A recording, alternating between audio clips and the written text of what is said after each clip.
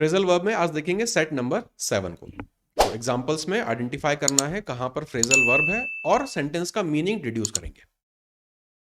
She is perked up considerably since the operation and is now up and about again.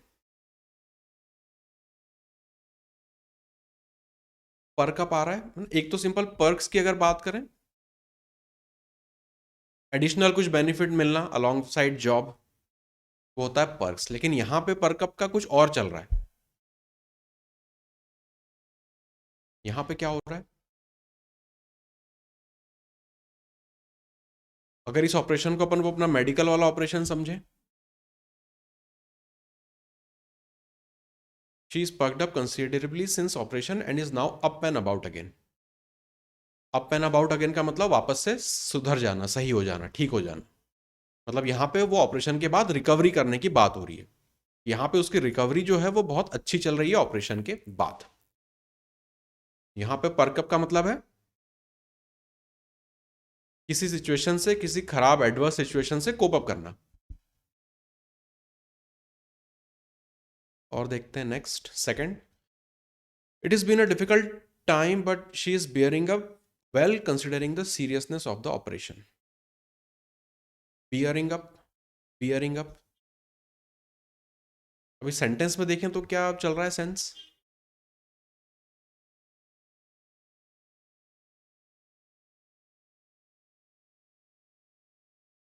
साहस के साथ किसी चीज में डटे रहना, बियरिंग अप, कुछ झेलना, मतलब कुछ समस्या को झेल ले जाना। कि समय खराब था, जो भी डिफिकल्ट सिचुएशन था उसके ऑपरेशन वगैरह की वजह से, तो उस सारी सिचुएशन को वो सही से हैंडल कर पा रही है, झेल ले जा पा रही है। Third, he picked up a nasty stomach bug on holiday and was ill the whole time.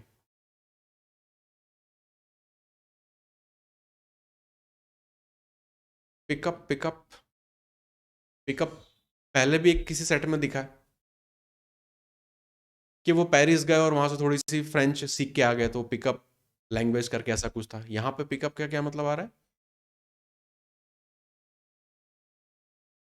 Pick up a nasty stomach bug on holiday, मतलब कहीं घूमने फिरने गए और वहां से कुछ, जैसे कहते हैं ना, बाहर का खाना मत खाओ पेट खराब हो जाएगा, वो वाला। स्टमक बग का मतलब होता है पेट खराब होने की कुछ स्थिति, स्टमक बग। एंड लिखा भी है देखो, इल, इल द होल टाइम, तबीयत खराब थी। मतलब इसका सिंपल अपने हिंदी वाले बेल्ट में समझे कि आप बाहर खाना खाना गए और उसमें हाइजीनिक खाना नहीं था, तो आप उसकी वजह से आपका पेट खराब हुआ। Fourth, I blacked out during the accident and can not remember a thing about it. Blacked out ना, ब्लैकआउट क्या मतलब है यहाँ पे? हाँ, मूर्छित हो जाना। हाँ, शॉर्ट पीरियड के लिए एकदम मूर्छित हो जाना, blackout, senseless. Fifth, the surgeon finish the operation and stitched up the patient. ये तो बहुत ही आसान हो गया है ना। Sixth, the nurse patched him up after the accident and put his arm in a sling. Patch up, हाँ, कुछ कुछ कुछ कुछ अलग, पट्टी लगाना। यहाँ पे सेंस आ रहा है कि मरहम पट्टी करी उन्होंने, नर्स ने। और put is arm in a sling, जब वो फ्रैक्चर हो जाता है ना, तो एक जो लटकाने का एक जो रहता है हॉस्पिटल में, हाँ, एक गले वाला रहता है और दूसरा जब पैर वगैरह में फ्रैक्चर होता है तो पैर को ऐसे ऊपर करके लटकाते हैं। तो वो जो जो कपड़ा या जो भी उसको कहते हैं, उसको यहाँ पे उसको स्लिंग बोलते हैं।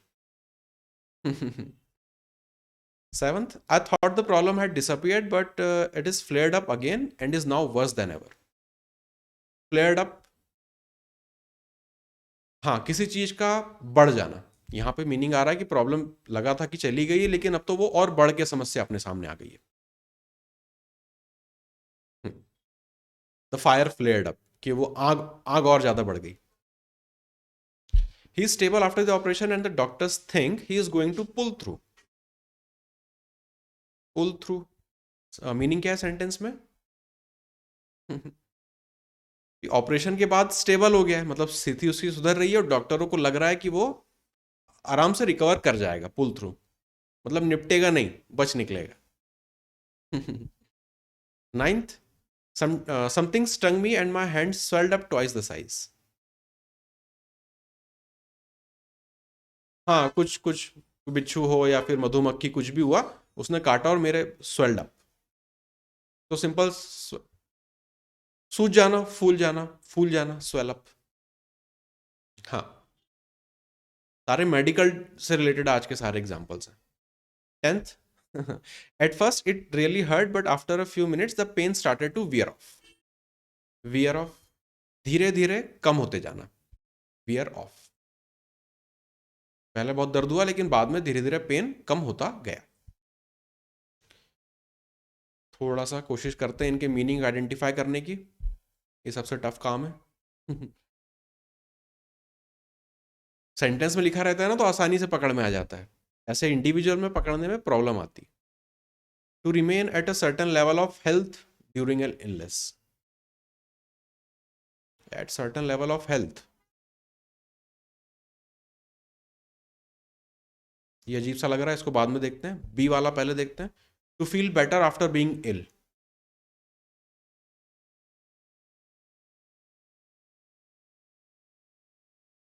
वियर ऑफ तो होगा धीरे धीरे किसी चीज का कम हो जाना,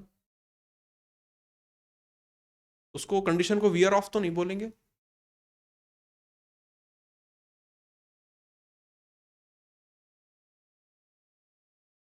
अच्छा, अभी तो ऐसा कुछ ध्यान नहीं आ रहा। एनीवेज, ए और बी को बाद में आइडेंटिफाई करते हैं। सी को देखें अगर, फॉर फीलिंग और द इफेक्ट्स, फॉर फीलिंग और the effects of something to gradually diminish, धीरे धीरे कम हो जाना, ये हो जाएगा वियर ऑफ। कहाँ गया वियर ऑफ, ये रहा, सी इसमें जोड़ देते हैं। टू ट्रीट इंजुरीज, बैंडेज और प्लास्टर, ये तो आया था। पैचअप, पैचअप डी वाले का आएगा पैचअप। नर्स पैचअप कर रही थी उसके आर्म को, टूटे हुए हाथ को, तो patch up. To suddenly get worse, कुछ और स्थिति खराब हो जाना। फ्लेयर अप यहाँ पे ठीक लग रहा है, ये यहाँ पे लगा देते हैं। टू लूज कॉन्शियसनेस, ये तो बहुत आसान है। Blackout, blackout F. To recover from a very serious illness और operation, to recover,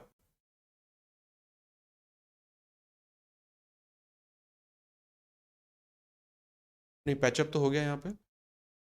to recover from from very serious illness, मतलब बच पाएगा कि नहीं, ये होगा पुल थ्रू। डॉक्टर वाला एग्जांपल था ना कि वो अब रिकवर कर रहा है, no he will be able to pull through, मतलब वो बच निकलेगा। To cut, to close a cut by sewing the skin together, ये तो आसान है, एच वाला। कहाँ गया अपना stitch up. To catch an illness और कोल्ड, बीमार, वो खाने वाला एग्जांपल जो था कि बाहर गए और खाना खा के बीमार पड़ गए। पिकअप एन इलनेस, ये वाला आए। For part of the body to increase in size due to illness, ये तो स्वेलअप, स्वेलअप। अब अपने बच्चे थे एक और दो, मतलब पहला और दूसरा। परकअप और बियरअप में से अपने को इसको बांटना है।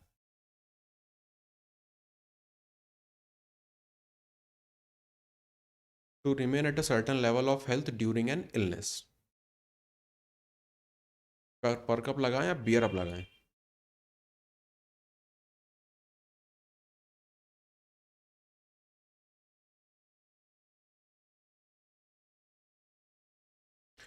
टू फील, हाँ ये लॉजिक ठीक लग रहा है। To feel better after being ill, सुधार, स्थिति में सुधार हो जाना, तो यहाँ पे लगा देंगे इसको परकअप। और to remain at a certain level of, मतलब मेंटेन करके चलना, तो ये हो जाएगा अपना बियरअप। हाँ, मीनिंग वाइज देखो तो बड़ा टफ लगता है, लेकिन इसी चीज को एग्जाम्पल में देखो तो थोड़ा सा आसपास का पढ़ के मीनिंग अपन मोटे मोटे फौरी तौर पर तो आराम से निकाल सकते हैं।